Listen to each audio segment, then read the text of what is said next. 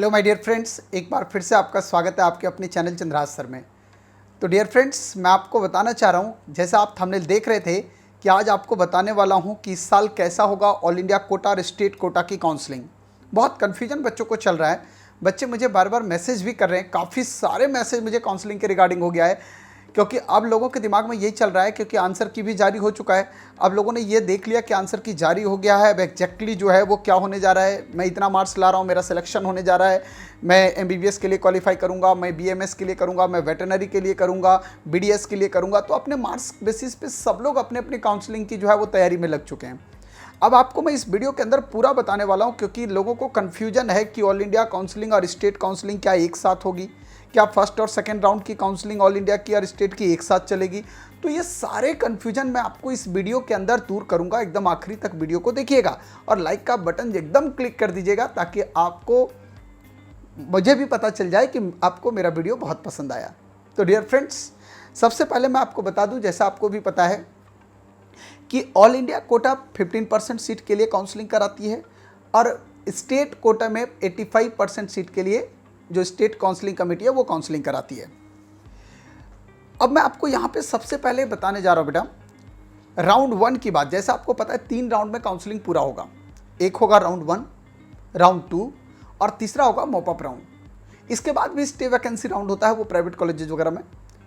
Round 1 की अगर हम बात करें बेटा, आपका प्रोसेस क्या होगा ये सुनना। मान लो आप राउंड 1 में जो है वो रजिस्ट्रेशन करवा दिया आपने, और रजिस्ट्रेशन कराने के बाद आपको राउंड 1 में सीट अवेलेबल नहीं हुआ, आपको सीट नहीं मिला, तो निश्चित तौर पे आप सेकेंड राउंड की काउंसलिंग के लिए ऑटोमेटिक एलिजिबल हो जाएंगे। मैं आपको एक बात बता दूं कि सबसे पहले राउंड 1 की काउंसलिंग ऑल इंडिया कोटे की होती है, उसके बाद राउंड 1 की काउंसलिंग जो है वो स्टेट कोटे की होती है। और जब दोनों जगह राउंड 1 कंप्लीट हो जाता है बेटा, तब आता है ऑल इंडिया कोटा का राउंड 2 की बारी। अब जिन बच्चों को राउंड 1 जो ऑल इंडिया का कोटा था उसमें जिन बच्चों को सीट अलॉट नहीं हुआ, उन बच्चों का ऑटोमेटिक रजिस्ट्रेशन शिफ्ट हो जाता है राउंड 2 के लिए। अब मान लो दुर्भाग्यपूर्ण आपको राउंड 2 में भी सीट अलॉट नहीं हुआ, तो राउंड 2 में भी अगर सीट अलॉट नहीं होता है तो उसके बाद आप एलिजिबल हो जाते हैं मॉपअप राउंड के लिए ऑटोमेटिक। मतलब मॉपअप राउंड के लिए आपको दोबारा रजिस्ट्रेशन कराने की नीड नहीं पड़ेगी। मेरी बात को एकदम ध्यान से सुनिएगा। आपने एक बार फर्स्ट राउंड में जो रजिस्ट्रेशन करा दिया, वही रजिस्ट्रेशन आपका सेकेंड राउंड में भी चल रहा है ऑल इंडिया में, और वही चल रहा है आपका मॉपअप राउंड में ऑल इंडिया में। स्टेट काउंसलिंग अगर आप कराएंगे तो वहां पे आपको रजिस्ट्रेशन दोबारा री कराना पड़ेगा।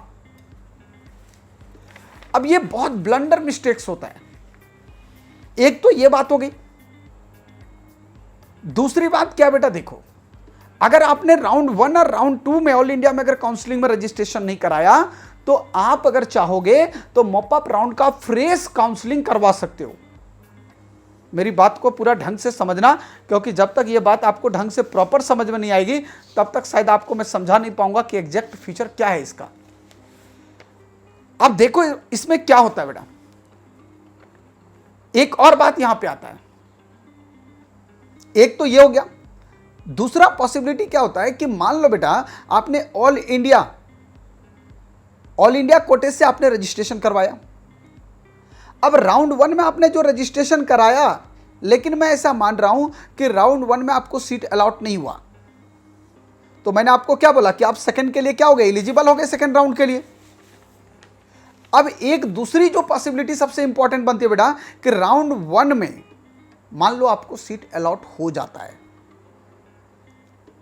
अब यहां 2 कंडीशन है कि अगर सीट अलॉट हो गया और मैं अगर कॉलेज में रिपोर्ट कर गया, और एक है कि आपने कॉलेज में रिपोर्ट किया ही नहीं, 2 कंडीशन बन रहा है। अगर आपने सीट, बोल रहा हूं कंडीशन, राउंड 1 में आपको सीट अलॉट हो जाता है और इसके बाद अगर आपका कॉलेज में रिपोर्टिंग हो गया, तो भी आप राउंड में, नेक्स्ट राउंड में आप जा सकते हो, नेक्स्ट राउंड, सेकंड राउंड की काउंसलिंग में आप जा सकते हो। लेकिन ध्यान रहे कि जब आप सीट अलॉट होने के बाद कॉलेज आपने रिपोर्ट किया और उसके बाद अगर आप सेकंड राउंड में जा रहे हैं तो उसके बाद आप अपने प्रेफरेंस को चेंज नहीं कर सकते।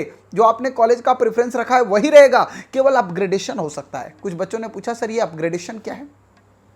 बेटा मान लो आपको कोई कॉलेज मिला, जैसे आप मान लो झारखंड से बिलोंग करते हो और झारखंड में मान लो आपको धनबाद पीएमसीएच मिला और आपको उसी राउंड में जो है लग रहा है आपको कंडीशन कि इस बार जो है राउंड 2 में मुझे जो है वो रिम्स मिलने की संभावना है, टॉप का जो कॉलेज है रांची, तो 100% बेटा बोल रहा हूं कि आप अगर वहां पे सेलेक्ट कर रखे हो तीनों कॉलेज, एमजीएम, आपका रिम्स और अपने धनबाद का पीएमसीएच, तो 100% आपको जो है वो अगला कॉलेज जो है वो रिम्स अगर मिल रहा है तो आप अपग्रेडेशन हुआ। वो ऐसा नहीं होगा कि आपको वहां से पीएमसीएच लिया उसके बाद जो है वो आप दरभंगा मेडिकल कॉलेज जो अप्लाई कर दिए, जिसको आपने पहले राउंड में फिलअप ही नहीं किया था।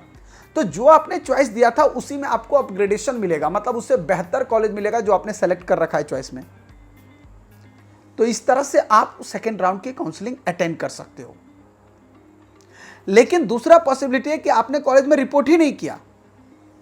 वैसे मैं आपसे एक बात बताना चाह रहा हूं बेटा कि अगर सीट अलॉट हो जाता है तो प्लीज आप लोग ये गलती ना करें, कभी भी ये गलती ना करें कि आपने कॉलेज में रिपोर्ट ही नहीं करना है और सेकंड राउंड की काउंसलिंग का वेट करें।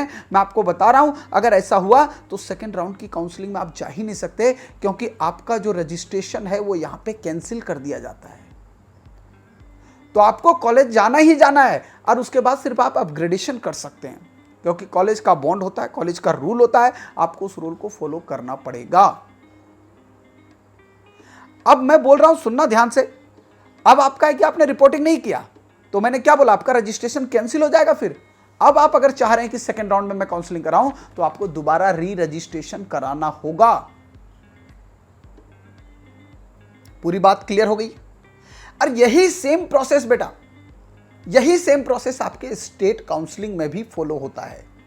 मतलब स्टेट काउंसलिंग में भी पहले आप राउंड 1 होगा, जब ऑल इंडिया का राउंड 1 हो जाएगा तो स्टेट का राउंड 1, जब ऑल इंडिया का राउंड 2 होगा फिर स्टेट का राउंड 2 होगा, जब ऑल इंडिया का मॉपअप हो जाएगा तो स्टेट का मॉपअप होगा। कभी भी कोई डेट एक साथ क्लैश कर ही नहीं सकता। अब मैं उम्मीद कर रहा हूं कि आपको पूरी कहानी समझ में आ गई होगी कि मैं क्या बताने जा रहा हूं। एक बार पूरी बात को मैं आपको समराइज कर रहा हूं, दोबारा आप सुनना ध्यान से।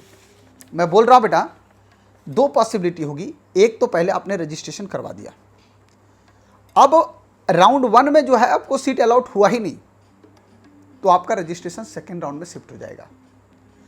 मान लो दुर्भाग्य से सेकेंड राउंड में भी सीट अलॉट नहीं हुआ तो आपका रजिस्ट्रेशन थर्ड राउंड में, मतलब मॉपअप राउंड के लिए शिफ्ट हो जाएगा। एक तो पॉसिबिलिटी है। दूसरी पॉसिबिलिटी क्या बनेगी कि आपको फर्स्ट राउंड में ही जो है वो सीट अलॉट हो गया। अब यहां पे 2 बात है कि आप कॉलेज में रिपोर्ट किए या नहीं किए। अगर सीट अलॉट हुआ और आपने कॉलेज में रिपोर्टिंग कर दी तो आप सेकेंड राउंड की काउंसलिंग में जा तो सकते हो, बट आप अपने कॉलेज के प्रेफरेंस को चेंज नहीं कर सकते। जो आपने प्रायोरिटी दिया था कॉलेज का कि मुझे ये कॉलेज चाहिए, उसी में आप अपग्रेड कर सकते हो। जो आपको लोअर ग्रेड का कॉलेज मिल रहा था उससे बेहतर कॉलेज में आप सेकेंड राउंड में जा सकते हो, लेकिन नया चॉइस फील नहीं कर सकते हो। और अगर आपने कॉलेज में जाके वहां पर रिपोर्टिंग करी नहीं, तब जो फर्स्ट राउंड की काउंसलिंग थी वो आपका ऑटोमेटिक, जो रजिस्ट्रेशन आपने करवाया था वो ऑटोमेटिक कैंसिल। और अगर वो कैंसिल हो गया तो आपको सेकेंड राउंड के लिए फ्रेश रजिस्ट्रेशन कराना होगा। और सिमिलर प्रोसेस बेटा आपका स्टेट के लिए भी होगा। इसलिए मैं आपको आज धीरे धीरे करके एक एक स्टेप समझा दिया, क्योंकि मैं कल से कमेंट जो है वो पढ़ के थक चुका था कि सर आखिर बताओ ये चीज़ क्या कैसे होगा। अब मेरे हिसाब से आप लोगों को क्लेरिफाई हो गया होगा। फिर भी अगर कन्फ्यूजन है तो आप लोग मुझे कमेंट करके बता देना, मैं कोशिश करूँगा कि आप लोग को पूरी जानकारी दे दूँ। कुछ बच्चे बोल रहे थे सर वेटनरी का स्कोप क्या होगा, वो भी आपको बता दूंगा। वेटनरी के बेस्ट कॉलेजेस क्या होंगे वो भी आपको बता दूंगा। फीस स्ट्रक्चर क्या होगा, काउंसलिंग कब होगी, वो सारी बातें बताऊंगा। आप लोग मेरे चैनल के साथ यूं ही बने रहिएगा। हर एक लेटेस्ट अपडेट आप देख रहे होंगे इस टाइम यूट्यूब पे सबसे ज़्यादा और सबसे फास्ट लेटेस्ट अपडेट मैं आपको कर रहा हूँ। तो आप लोग मेरे साथ यूं ही बने रहिएगा। Thank you so much.